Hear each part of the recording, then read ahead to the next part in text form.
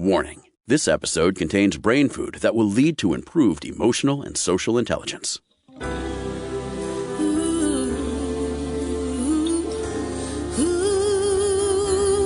Give us 1 hour and we'll help you change the way you think about happiness. Harvesting Happiness with Lisa Cypers Kamen is fresh, optimistic, and purpose-driven media that promotes well-being from the inside out. Each week, Lisa spotlights diverse trendsetters and change agents who are the greatest contemporary thinkers and doers, devoting their lives to creating a better world in which to live. Your host, Lisa Cypers Kamen, is a widely recognized applied positive psychology expert, author, documentary filmmaker, and lecturer specializing in optimal lifestyle management. Let's get to it. Here's Lisa. Good morning, good afternoon, good evening, wherever you are. Thanks for joining us on today's show, where you will learn how to rehumanize and revive your workplace atmosphere. My first guest is Dr. Rosie Ward. She began her career in the fitness industry with a BA in kinesiology and a master's in public health.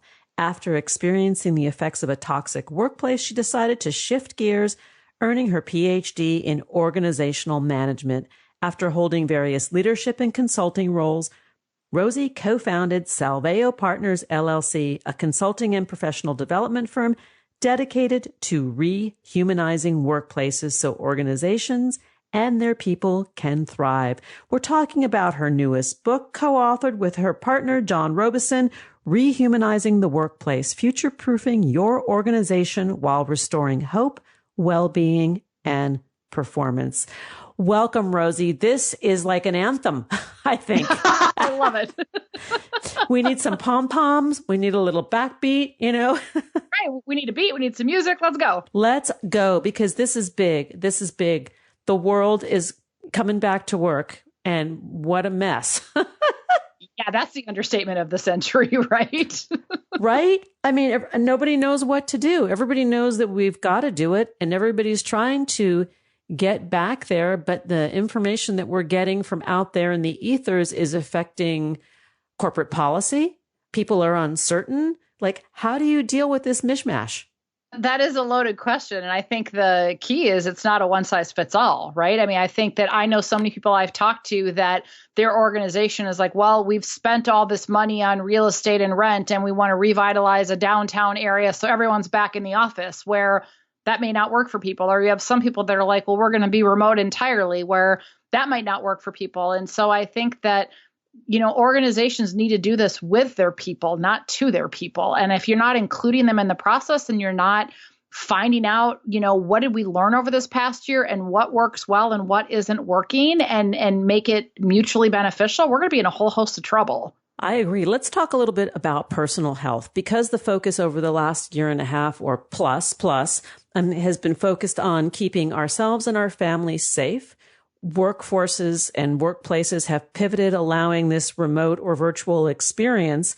But there is really a tie, a very strong one, between our personal health and the health of our work environment, not just the air we breathe, but sort of the corporate climate. Yeah. We always say that they're inextricably interconnected. And the reality is that you can have somebody who is emotionally, physically, spiritually, financially thriving in their well-being, but they work for a place where their leader doesn't care about them, they're worked to death, they don't have meaningful and purposeful work. In other words, the organizational health and well-being is poor, and it will literally suck the wellness out of them. Jeffrey Pfeffer's research says that these toxic workplaces are the 5th leading cause of death in the United States and 8% of our healthcare spend. And I think that if you look at the challenges that we've faced the last year of the pandemic, I mean, let's be honest, I think that challenges really highlight or illuminate who we are as individuals and as organizations. And I think you saw the best of the best rise to the occasion, and you saw the worst of the worst show their true colors as well. And so I just think that, some people, they really kind of refound balance, if you will, at home, right? They reconnected with sleep and with their family, and other people didn't. And it's really, what is the workplace doing to nurture us to be as whole as possible? And that looks different for everybody. And The word that pops into my mind as you say this is reciprocity, right? As employees, we show up and we are responsible for a certain amount of deliverables. And conversely, the employer is also responsible for a certain amount of deliverables above and beyond a paycheck. Absolutely. Absolutely. It's for sure reciprocity. I love that you use that word, and they go hand in hand. I mean, an organization, if it treats its people like crap and doesn't support them, it's not going to meet its deliverables, right? And you can have individuals that are, doing that, but at what cost? Or that they maybe they have checked out, or they've disengaged, or they have too much going on at home or whatnot, and they're not able to. And so I think we need to look at it from a spirit of mutuality, not kind of big brother, not one size fits all.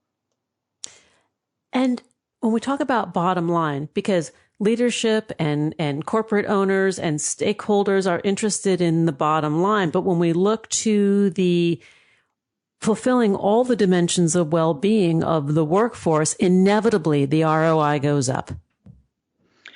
Well, it does if you're looking at it from an effective holistic place. And why I say that is that if you, not to pick on it, but if you look at the world of worksite wellness, which I kind of grew up in before I shifted gears, a lot of the research that showed an ROI for putting in these, what we call wellness or else programs, poke, prod, punish people, right? Because we're going to save healthcare.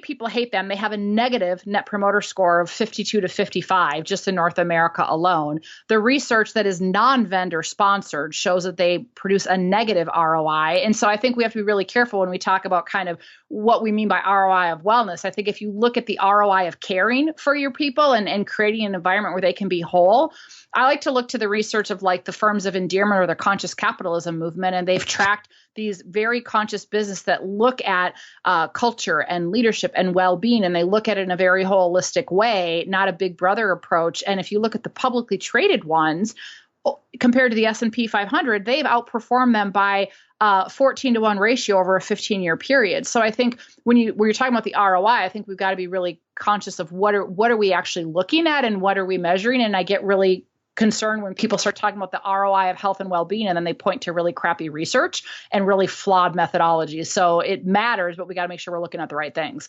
And secondly, and more importantly, now that we've gotten those technical details out of the way, I want to go back to the ROI and some of the research that you are citing, because I think this is really, really interesting. It's like, well-being or else versus a more holistic, empathic, humanistic approach to workforce wellness. That's what I'm hearing you say anyways.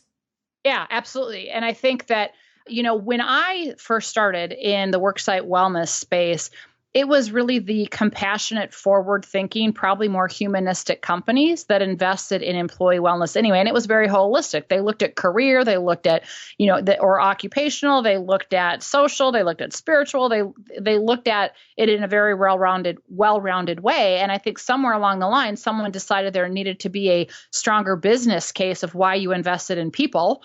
And so then there was all this research that started to come out looking at the relationship of health risks and costs. And even the person responsible for that research said we had it backwards. And then you had all these vendors pop up that were doing surprising their own sponsored research that showed this positive ROI based on faulty research, and it kind of snowballed. And then the wellness provisions got into the Affordable Care Act, and all of a sudden all of these jobs boomed where worksite wellness professionals wouldn't have had them before, mainly in health plans and insurance brokers. And it was all of this notion of, well, if you put in these programs, it's going to save you money on healthcare costs, which turned out not to be true. And so it was all kind of based on a fallacy. And it doesn't mean it doesn't make good business sense to invest in the well-being, but not in what it turned into. It went from this holistic approach to wellness or else, pry, poke, prod, and punish. And so, but if you look again at the organizations that really consider well-being as part of their employee experience, their cultural platform, it's really how do we take care of our people and how do we help them be whole and complete? And they're offering resources and programs for and with their people, not done to them. It's a very different experience. Thanks for clarifying that. And I agree with what you're saying. And I think it's really interesting when we go back to this humanistic model that when we are dealing with whole people in a heart-centered way, that maybe this is the ROI that we're really trying to get at. You know, when I see my colleague as a valuable human having his or her or their own experience, you know, and giving space for the dignity of that process, watch what happens. Yeah. Well, and Bob Chapman, who is the CEO of Barry Wehmiller and co-wrote a wonderful book called Everybody Matters, he says, what's the ROI of caring for your people? Like, you know, when people go try to pinpoint to ROI, like there has to be an ROI of why I would invest in my people. It's like, well, what's the ROI of, you know, upgrading your computer software program or, you know, making sure you have good recruitment strategies? Like there's certain things you like when you're talking about people, to try to translate them to a numerical, like financial value is just really sad, right? There's so much more to people than that. And so if you're looking at them purely from a financial lens of what do you cost me or what are you giving me in return, that's really sad.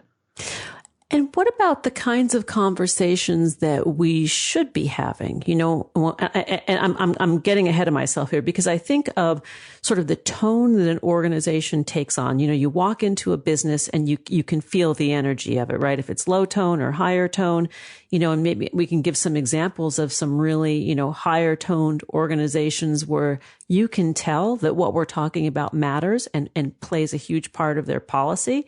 I mean, one that pops into my mind because I'm a yoga person is Lululemon. Yep.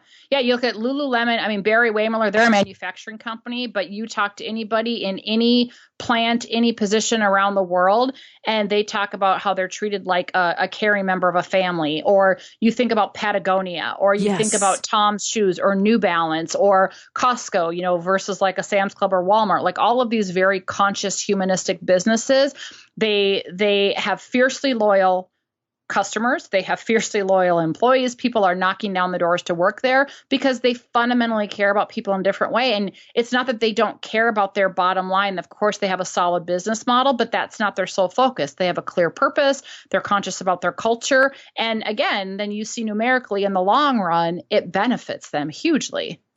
And one doesn't need to be working in a large corporation like any of the ones that we've even spoken about. What you're talking about and what the book speaks to, Rehumanizing the Workplace, scales down. Yeah.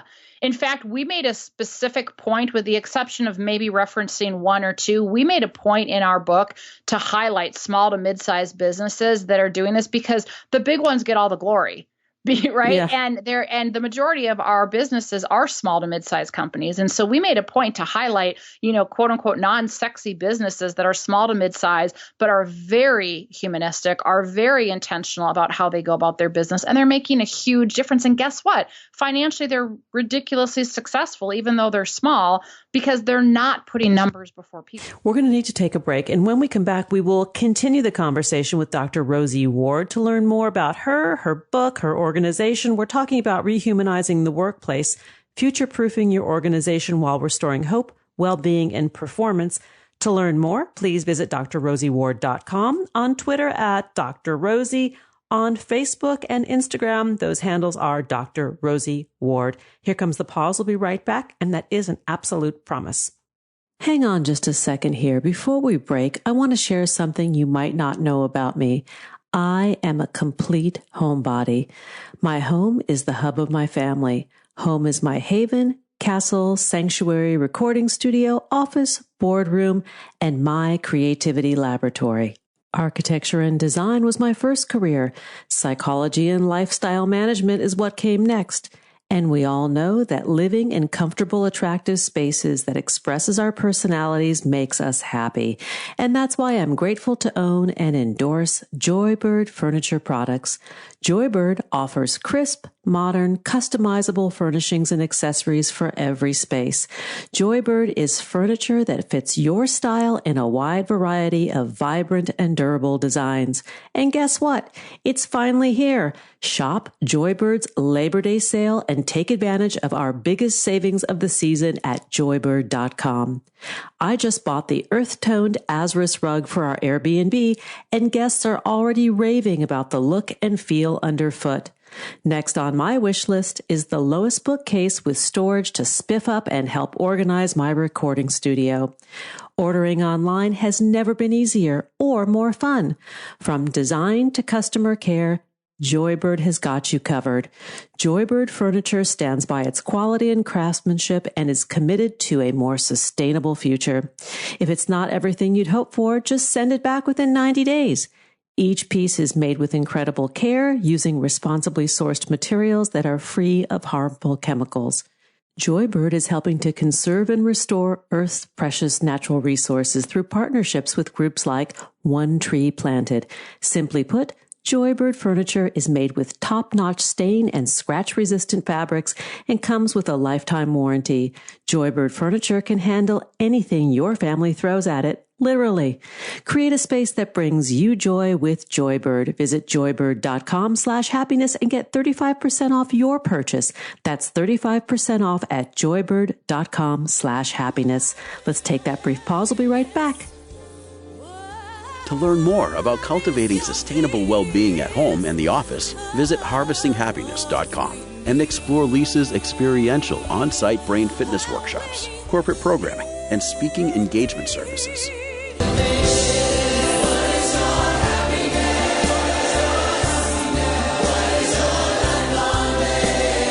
And we are back talking about rehumanizing and reviving your workplace atmosphere. Let's get back to the conversation with my guest, Dr. Rosie Ward. Let's get back to the conversation, Rosie. We're talking about, the compassionate workplace. Now I want to pivot a little bit and talk about the toxic workplace. And many folks out there, and those who are listening, you know who you might be.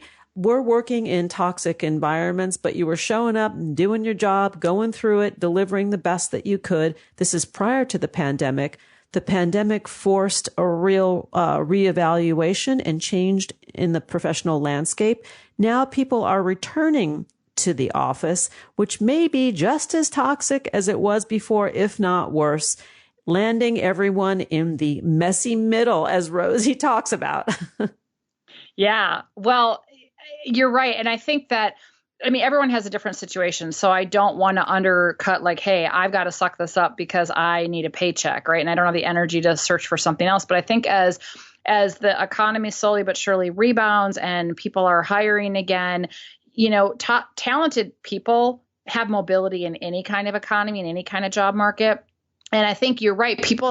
This whole pandemic and everything that's transpired this last year has caused a lot of reevaluation of what matters and what's important for people, where they're saying, you know what, I would rather take a lower paying job than to deal with this stress. Or I've realized, how much I haven't been present for my family, or how much I've neglected my well-being, or whatever it might be. And I think some people are having different types of conversations with their people leaders, perhaps setting different boundaries for themselves. Some people might have realized they're not willing to put up with some of that stuff anymore. And so I think some of these dehumanized toxic workplaces are going to be suffering, because I don't think people are willing to, they were starting to not put up with it prior to the pandemic. And then they probably were just in survival mode. And a lot of people are saying, not worth it. Life has shown me this past year, it's too short. And so, but to your point, the messy middle, we talk about the messy middle as there's no shortcut to change. And a lot of it is our own self-work. So if I'm a person who's in a toxic work situation, I've got some work to do to go kind of what matters to me, what's my purpose, what lights me up, what energizes me, what am I willing to put up with, what am I not? If I'm not comfortable having boundary setting conversations, I need to get a little bit more comfortable having that. If I'm not comfortable interviewing or applying for new jobs, I'm going to have to get a little comfortable with that. And so the messy middle is just really that space where there isn't a fast forward button, but where growth and transformation occurs that we have to go through, that ultimately will hopefully help us be stronger, better versions of ourselves. And the messy middle is transformational, is what you're saying. If we're willing to sort of stand in it for a minute, and we can kind of go, ew. Yeah. And then there's action. Absolutely. Of course you're going to go, ooh, and you might run away or, kind of go into the corner and suck your thumb in the fetal position or something. You want me to what? You want me to grow? You want me to stretch? Yeah. I don't know. But this is what I always say to people is, if you think about anything hard in your life that you have gone through that sucked, but on the other side, you learned or you gained a new appreciation or, something about you became better, that's what we're talking about. And, unless someone's gone through life, in a bubble and has never been scathed by something and doesn't understand it. But this is like resiliency 101. Like, you know what? I've messed up. I lost a relationship. I lost a loved one. I lost something that mattered to me. I didn't make the team. I didn't make this or that. And I learned to either, work harder because of it, or I learned to appreciate myself better or stand up for myself better or whatever it is. And that's the mindset we have to go to. We have to recognize we have gotten through hard stuff before, and that fire and that spirit is inside of us. And that's where the transformation happens. So while it's uncomfortable, like, you can go around it. But like the best example I can give is, if anyone who's ever lost something important to you or someone important to you where there's grief, if you don't let yourself grieve, that shoving that stuff down will come back eventually to bite you in the butt. It's not benign, right? And so if we try to ignore the stuff that's hard, it's not benign. It will come back and get in our way over and over and over. And this is a really good point about sort of the great global reset that everyone is being forced to go through, is the acknowledgement that there has been a trauma, that there has been loss. Even if we haven't been personally touched by it in our own household, everybody knows somebody who has. Exactly. And even if we didn't know someone who died of COVID, everything we know to be true, our way of life, our sense of certainty has been lost. So there has been some level of grief and trauma and loss. For people, it just looks different, but everyone to some degree has experienced it. Let's talk a little bit about what it means to show up as a leader, even if you are not in a position of power or authority or a director of your company, because it's my belief that everybody, no matter what we do in our lives, we are leaders. Absolutely. In fact, of our 5 rehumanizing principles, this is by far my favorite. And because you're right, I mean, we all know people who have the title, the power, the authority, and you would not consider them a leader whatsoever, right? Yeah. Yeah. I mean, I have coached C-suite people and I'm like, I don't care you have that title. There is no leader in front of me right now. And we all know people who don't have that. And they are absolutely a leader. And we can be a leader in our family, in our community, at work, et cetera. And so we have to shift our mindset that leadership is a title or a role and really look at it as a mindset and a set of behaviors. And so we look at leadership as maximizing our positive impact on the world by becoming our best, fully authentic self, which we can't do if we don't wade in the messy middle, by the way, and supporting those around us to break past barriers and step into their greatness. So if you're a parent, do you support your child in becoming a better version of themselves? If you happen to coach some kind of extracurricular activity, you're doing that. Do you do that with your friends? Do you do that with your neighbors? Do you do it with your colleagues and kind of say, hey, I think you can do better, or hey, I got your back? And I just think there's so many opportunities where we can say, I can make a positive difference here. And so instead of shying away and waiting for someone else who I perceive to be quote unquote more qualified, what can I do to add value here? And I think this last year has shown us that we need everybody, quite frankly, to start showing up as leaders in their lives. Yes, sort of the all hands on deck. Yeah, for sure. Yeah, I like that. Let's talk about, creating an environment or a climate of fearlessness within the organization, because a lot of corporate culture is very much fear-based. It's very old school. It's not particularly effective. And yet. Yeah, it's there, right? It's there, unfortunately. Yeah.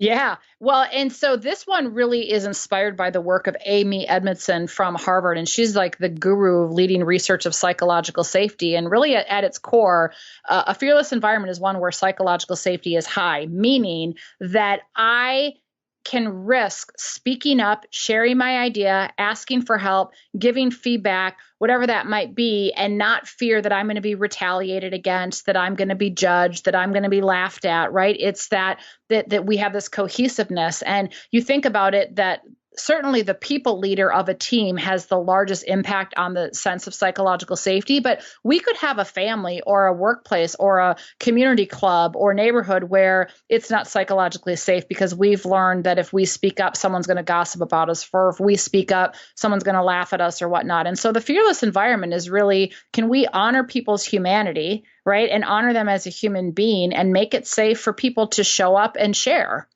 Yeah, I think that's the crux of it, is the showing up and sharing, that feeling as though that you're not going to be ridiculed or belittled for what you have to say, which is such a great skill, to have. Oh, absolutely. Absolutely. And what's even more from a business standpoint, I will just say what's even more important and why they should care about it is many people might be familiar, but Google did a 5-year study. They called it Project Aristotle, and they were actually just seeking out to look at what were the qualities made up of their most effective teams. And guess what? Psychological safety was the number one factor that either contributed to team effectiveness or was the gatekeeper inhibiting it. So it's not about like rainbows and unicorns. It's about, it's not. It's no, about I hear you. Yeah. And I think that's what people don't realize. It's not, oh, everyone's happy. Like, no, we're having the difficult conversations we need to have. We're stretching each other, right? We're showing up as leaders. And guess what? We, as a result, have higher performance and better outcomes. At the end of the day, we all want to do good work. I think that's really what drives us. Yeah. I mean, who wants to show up and, I want to suck today, or I don't want to, I don't care about, most of us, right? We want to feel like we contribute. We want to do something that adds value. We want to feel effective at what we do, whatever that might be. And we want an environment that values that and honors the gifts that we have. And gives us space to grow. Or when we've sort of reached that growth ceiling, we know enough and value ourselves enough to take it to the next level and maybe go elsewhere. Exactly. For sure.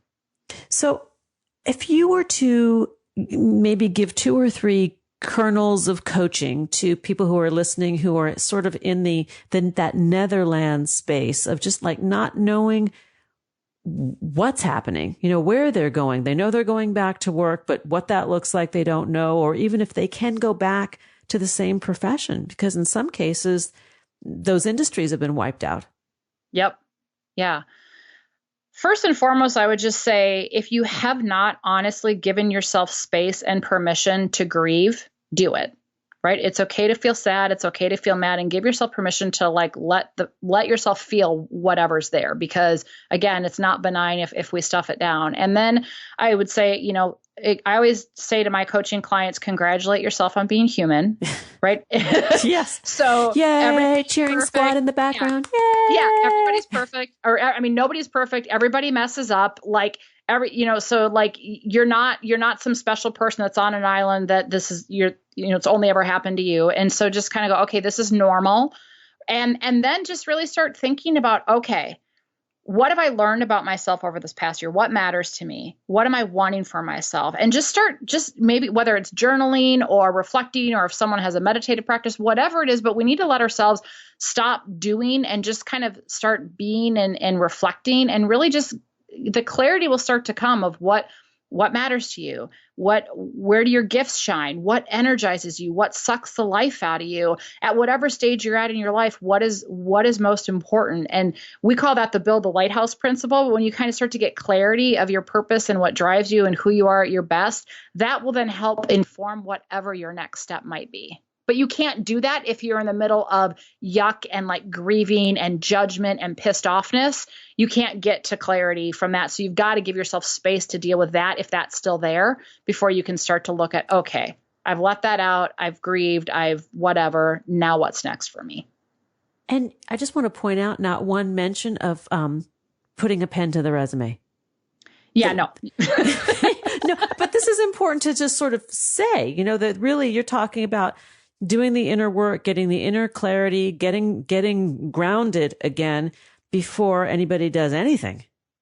Right. Because otherwise you start here's what's going to happen. And I've seen this with so many people lately. You start aimlessly looking for the same type of job titles or whatever that sucked the life out of you to begin with. Or you're not clear of what type of organization, or even if you got an interview, what questions you want to ask. I literally was having this conversation with someone this morning who's in the middle of a job search saying, you are interviewing potential employers as much as they're interviewing you. And until you are clear about what your deal breakers are and what matters to you and how you can talk about how your gifts can shine, you've got to do that, because that's even going to guide where you search. And that's even going to guide perhaps how you tweak your resume. Very well said. And of course, I want to encourage everybody to go out and buy the book, Rehumanizing the Workplace, Future-Proofing Your Organization While Restoring Hope, Well-Being, and Performance. Dr. Rosie Ward, thanks for hanging out with me. Thank you so much for having me. It was fun. Oh, it was good fun. Let me give all of that contact information one more time. To find out more about Rosie's work, please visit drrosieward.com. On Twitter at Dr. Rosie, Facebook and Instagram are both Dr. Rosie Ward. Here comes that break. We'll be right back, and that is a guarantee. Did you know that happiness is actually good for your health? Happy people live longer, are more productive, and make better partners, parents, and professionals.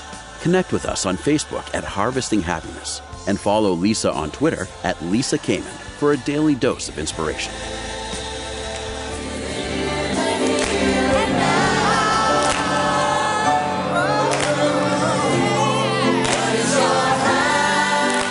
And we're back, continuing the discussion about rehumanizing and reviving your workplace atmosphere.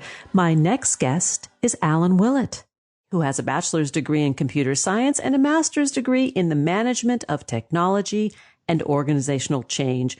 Originally a software engineer, he quickly took on management positions as a result of his strong organizational skills and commitment, and his work side by side with leading experts from around the world. He's written a couple of books. One is Lead with Speed, Fire Up Your Team, Power Your Engines of Development, and Make Your Organization Soar. The other, and I love this title, Alan, really do, Leading the Unleadable, How to Manage Mavericks, Cynics, Divas, and Other Difficult People.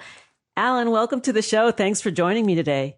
Delightful to be with the wonderful Lisa. Oh, delightful to be with you. This is going to be some good fun. Everybody should polish up or sharpen their pencil tips so you can take some notes here, because I have a feeling you are going to share with us a very fun and novel approach to, a polymath's approach to leadership. Ooh. We're going to get out the dictionaries for this episode. This will be fun. Yes, that's the sidebar. You can get, and you too could win a T-shirt if you know what polymath means. No, I'm just kidding. All right, Alan, let's jump into this, because you said to me in our little warm-up conversation that you love to study different techniques, different processes, but you're married to none. You do what's necessary. Yes, what I've learned is I'm a methodology agnostic, because what it really is you have to be able to know the context and how to apply it. A quick story, if you don't mind. We love stories. Way back when, this is probably 20 plus years ago, I was a methodology zealot, dogma about the methodology. And I was working for another organization, and I was the most requested consultant there. And I was frustrated about it, because whenever they called me back, they'd call me back over and over again. And I was never doing work on the methodology. I was doing other things. And it turned out it took a 2x4 to wake me up. When I was installing the methodologies in their organization to make it work, I found there was a lot of problems in the way of the methodology. Like, they didn't have a good organizational strategy. They didn't have good training for people. They didn't have the right people in the right positions. So I would help them fix all those problems, and then the methodology worked really well. Do you see what was happening here, Lisa? I think so. Yes. It was the problems they were having that they were delighted that I helped them solve. So when I came back, when I was asked to come back again and again, it was to help solve more organizational development type issues. How do we get the right people in the right positions? How do we power up these individuals to be great leaders? It wasn't about any methodology I did. It was about solving problems. And that's really, a lot of times people get stuck on methodologies without thinking about how they're using the methodology to solve the specific problem. It's dangerous to be dogmatic. Well, it's dangerous and good to be dogmatic in a certain sense. I think it can help you. Yes. But what should you be dogmatic about? I have an opinion, but I'd love to hear yours. Let's come back on to the spot. You put me on the spot. We'll put a pin in that and come back to it, because I wanted to ask you about. So, like, when you come into a company and you are hired to consult and come in, and whether it's problem solve or put systems into place, what is the key ingredient that gets people's attention to be open to change? to be open and receptive to the leadership. Oh, I see. Yes. Okay. There's a little bit of organizational melting that it needs to occur. There's culture sort of gets stuck in a place. There's a lot of reinforcing behaviors going on. So one of the things I really like to do to help people just sort of be able to get change to take place is for people to recognize what's working well and what's not working well, and for them to start to question some of their systems of belief. Is this making sense? It is making sense. Because one of the systems of belief I've seen, like in high-tech development, which is where my specialty is, they believe in sometimes that testing is the best way to get quality into something. And what they really have to start to learn is design is the best way to get a high-quality product. And there's a cognitive dissonance that can occur where people have been grown up in a different culture of will. They develop their professional chops in a different system of belief. So people will often choose the familiar over the better. I paraphrase Virginia Satir there, that's okay. But that's why you got to melt the culture a little bit. Get people to say, yes, we could try an experiment here. And those experiments often lead to permanent change, to a new culture. When you talk about good design, I'm thinking of like design thinking. When you've got a problem, the idea is, you pour in a lot of options, a lot of thinking goes into designing, prototyping, running the experiment, course correcting, going back and repeating the cycle until you've got something that actually works. Yes. All the things you said, and I'd like to add a bit. Please. I want you to add. So to me, one of the fundamental things is good designs solve multiple problems. And so that's kind of going back to the larger context again. I think all the things you said are great. Iterate, learn. And also I think it's important to be looking at the larger pattern. What are you iterating and what are the other things you're learning? I mean, other authors have talked about that. Like Eric Ries talked about that in the Lean Startup, about how what they learned was people were loving their product for a different reason than they ever expected. And they were able to, once they recognized it, that they were able to pivot to that. But that was a lot.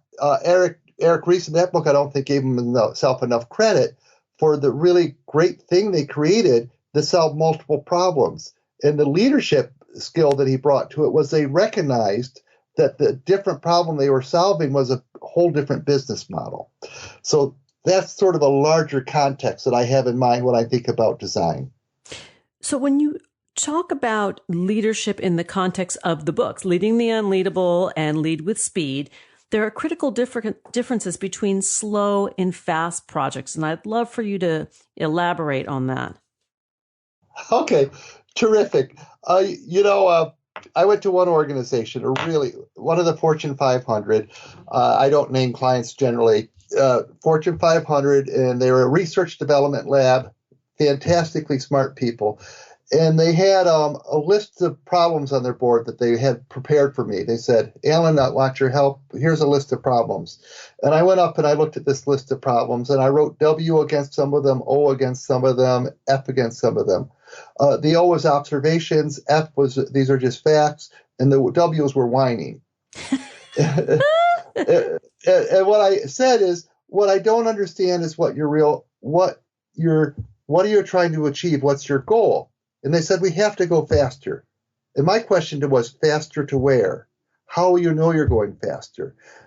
And that stumped them. So here's the difference between slow and fast projects to me. The fast ones actually know where they're going. And they can know they're getting faster about how they measure. For that whole business unit, what it turned out, their need for speed was based on being able to innovate faster than their competitors. And they were not even measuring that. They did not look at how often they beat their competitors to the marketplace with an idea and how often their competitors beat them. So once we got that, what their goal was, where they're going, they discovered two important things. One was they weren't as bad as they thought they were, but they could do better. And they now had a measurement system in place. And two is most of the things on their board were irrelevant to what they were trying to achieve. In some places, they were really trying to basically look for their keys under the light posts that's well lit, when they really needed to go out into the dark field and discover a whole other area where they could do improvements that would really bring up their rate of innovation. So that's what speed is about to me, knowing where you're going, having a proper measurement system, and getting people to work on the right things to get better, faster, stronger. Got it. Now, and let's talk about the slow projects. Slow projects to me are beset by two big things. One is there's often a ton of rework. They think they're going fast. Have you heard of Agile with Agile development kind of stuff? Yes, but for our listeners, I think it's important to describe it further. Okay.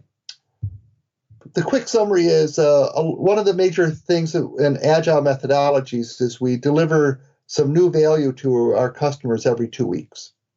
Just keep cranking. And when I asked organizations, many organizations are going that are doing this, they think they're going fast because they're doing this every 2 weeks. I say, how many of your 2-week cycles are dedicated to just doing rework? And they had to go away and look at it. And they'd come back to me and tell me, well, 5 out of the 8 are just fixing problems. So you're not delivering any new value in those. Oh, yes, we are. We're fixing problems. I said, you see where this is? I see where you're going, yes. Yes. So you're making them happier by fixing what you broke. That's not the value I'm talking about. The value I'm talking about is true innovations that bring a wow to your customers. And if you're spending all your time fixing those things, it's like a law of gravity. It's a physics law. The more time you spend in rework, the less time you spend in actually creating innovative features or innovative ideas for your customers to love. So we really have to drive out rework. Slow projects have a ton of rework. Let me just see if I get this right, and then we're going to need to take a little bit of a break. What I think I'm hearing you say is that, and I'm going to paraphrase what you said or quote you, is that fast products means that you innovate faster than your competitors, or at least in the sample that you were talking about, the example, right? Yes. Yes. So, but a slow project, which you think it's a fast project because you're cranking out new iterations every couple of weeks, but it's actually fixing something that was broken from the start, right? The company thinks that they're moving fast, but they're actually moving slow. Right. What you got to be careful of is you want to look at results, not sweat. Yeah. Let's take that break. And when we come back, I have several questions are popping in my mind. So let's take a break. To learn more about Alan Willett and his work, his books we're talking about today, Leading the Unleadable, How to Manage Mavericks, Cynics, Divas, and Other Difficult People, as well as Lead with Speed, Fire Up Your Team, Power Your Engines of Development, and Make Your Organization Soar. Visit alanwillett.com, on Twitter at AlanWillettUSA. Here comes the pause. We'll be right back. And that is the promise.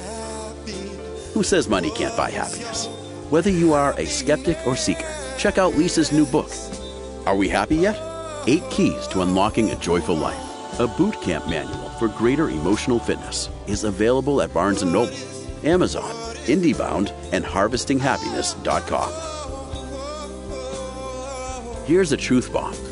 Emotions are contagious, and happiness is a universally desired state. But we tend to forget that we all have the freedom to be happy or the liberty to be miserable each day, regardless of external circumstances. Explore the journey of human happiness, how to find it and keep it, with Lisa's documentary film, H Factor. Where is your heart? Visit harvestinghappiness.com to learn more.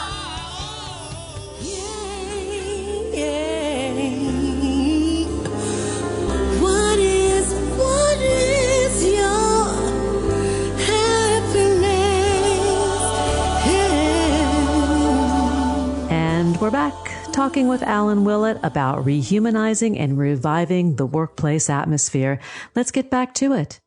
Alan, I have to ask you, because this is a positive psychology show and we are talking about leadership, let's talk about the impact of happiness on leadership in the workplace and on ROI.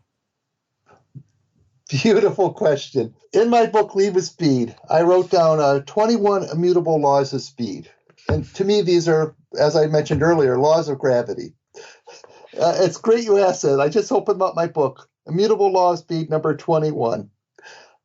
Leading with joy from start to finish infuses those that follow with the joy of speed. Boom, mic drop. Boom. Exactly. I was thinking mic drop. A couple parts. Two is, one, if your manager is constantly complaining and whining and feeling depressed and victimized, how excited is the team going to be? Not. Yeah. Burdened. You got to lead with joy. And I got to say, I realized something. Fortunately, I realized this young in my career. A long time ago, I used to be running. At the time in my work, I wrote about this, and I think Unleadable. I was actually miserable at my work, which was ridiculous. And at the weekends, I would sometimes go run an ultramarathon, in trails where I'd have to wade a cold creek, climb up a mud hill, and I was doing that for fun. Well, at work, I was treating work like a cold, desolate trudge across the wilderness. And I said, this is wrong. I just got to have fun. And I just took ownership of my work, and I just started having a ball. My life got better, and all my teams got better. It's just lead with joy. Lead with joy.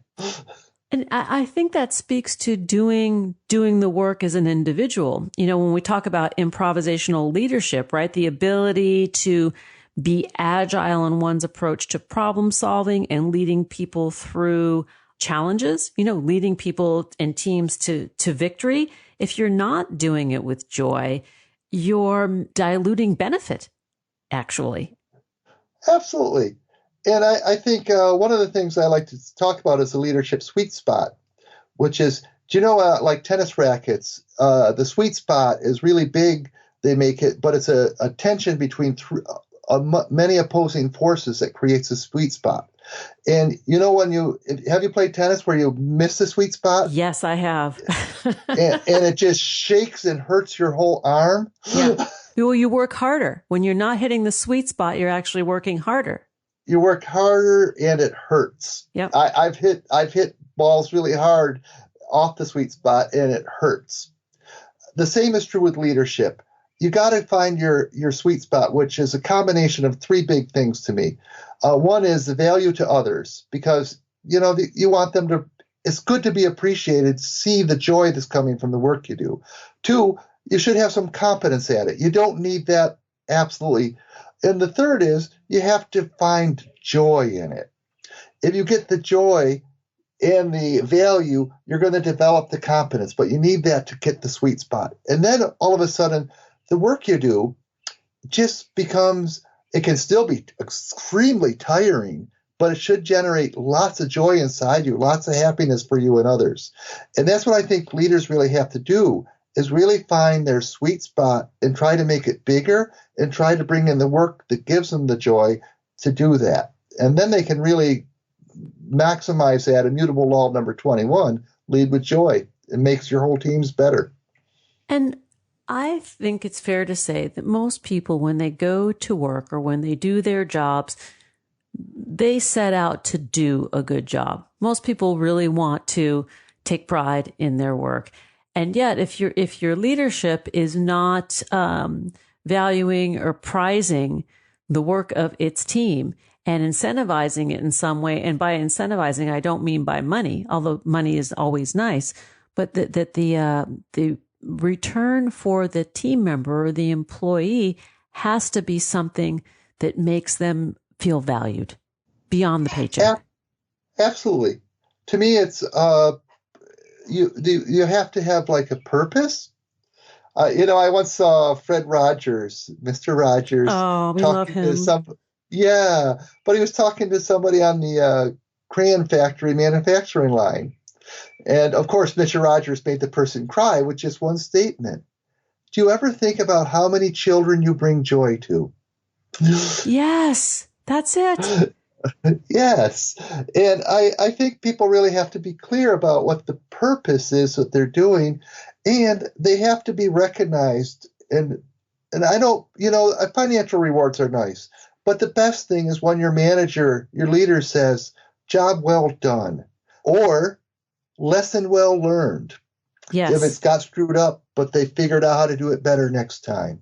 We move on. Yes, you move on. There's no shaming. There's no admonishment. It's a recognition that the failure or the goof or the miss was an opportunity to learn. Absolutely. To me, like one of the things I have really helped a lot of organizations, teams, and leaders with is how to reframe disasters, which is, to me, I say, what you got to do is use your disaster to get new speed, new purpose. So I basically say, gather the people, and I have all the steps in the book, but gather the people, break the bread, take the time to whine about how bad it hurts, but then figure out all the things that you learned that will make the whole organization better and faster. When I lead these sessions, when I teach others to lead these sessions, people leave these sessions so energized. They come in like, oh my God, we failed so badly. Things happened so wrong. They come out so energized. We as leaders have to be able to frame things in a way that constantly fires up the workforce. I was just going to add in there, what I'm hearing really is bringing humanity into these meetings, into the process that in old school leadership was very disconnected, right? Leaders were disconnected from the workforce. And sort of the new school is that leaders have to be plugged in. They have to be connected. They have to be human. They have to allow for the workforce, the individuals, to have their human experiences and bring that to the party.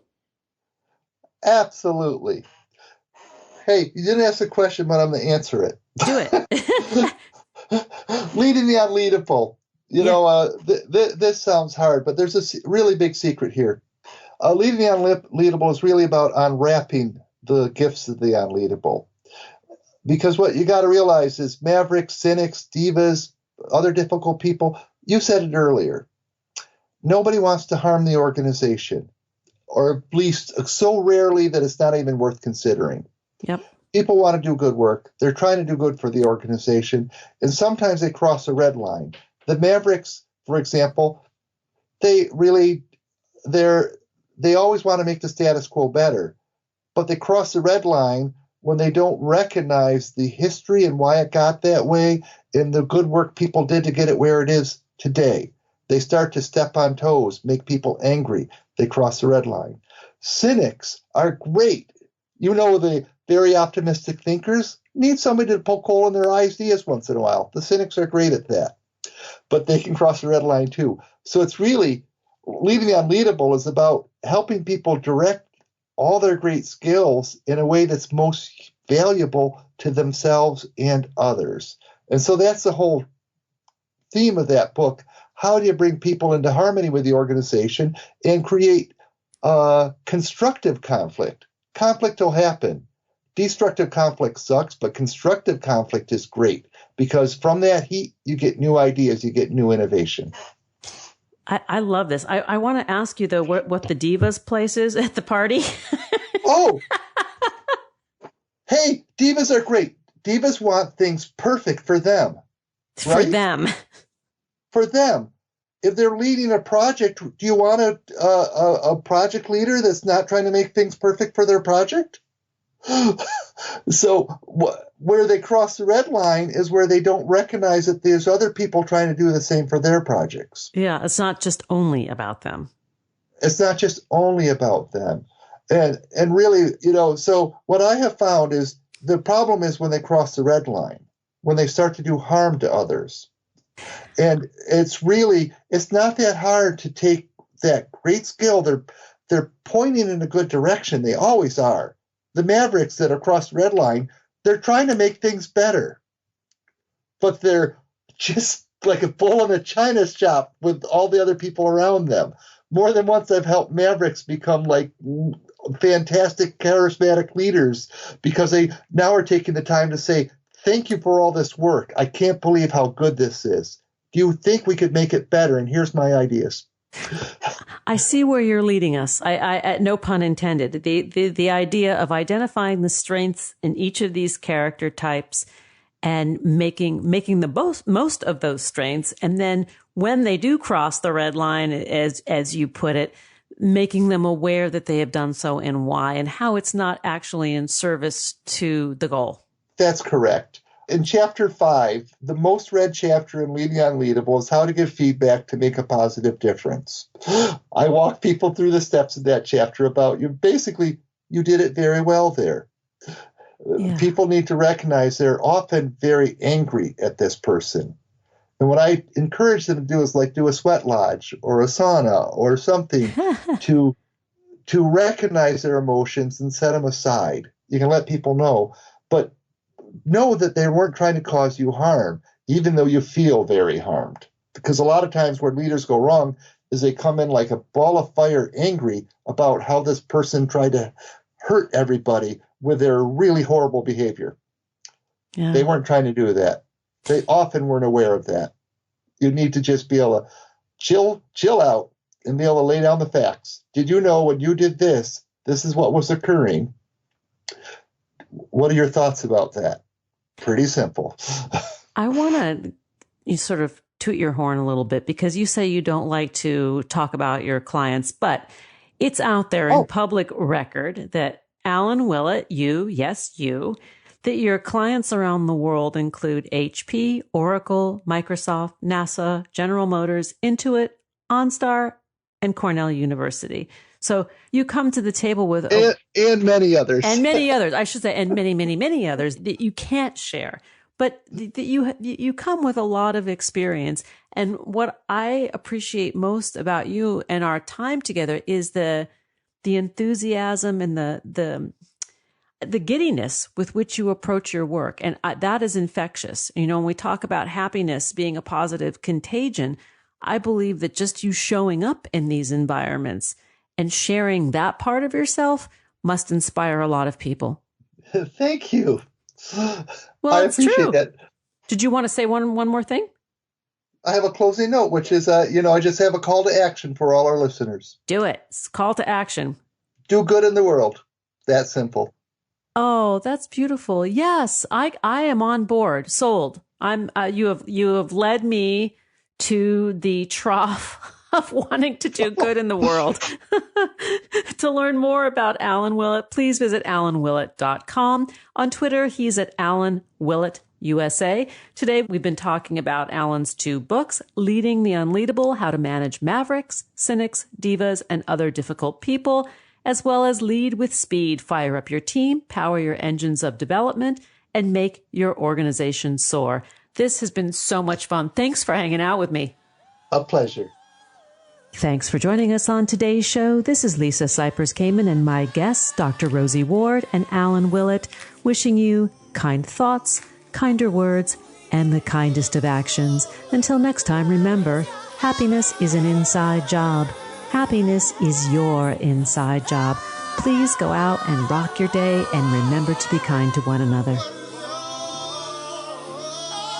Keep harvesting your own happiness anytime and anywhere from the comfort of wherever you are. Subscribe, listen, and share hundreds of downloadable episodes via our free app or from our libraries at toginet.com, iTunes, Google Play, and other fine podcast platforms. To learn more about Lisa's global consulting services, please visit harvestinghappiness.com. Spread more joy by liking us on Facebook at Harvesting Happiness and following Lisa on Twitter at Lisa Kamen.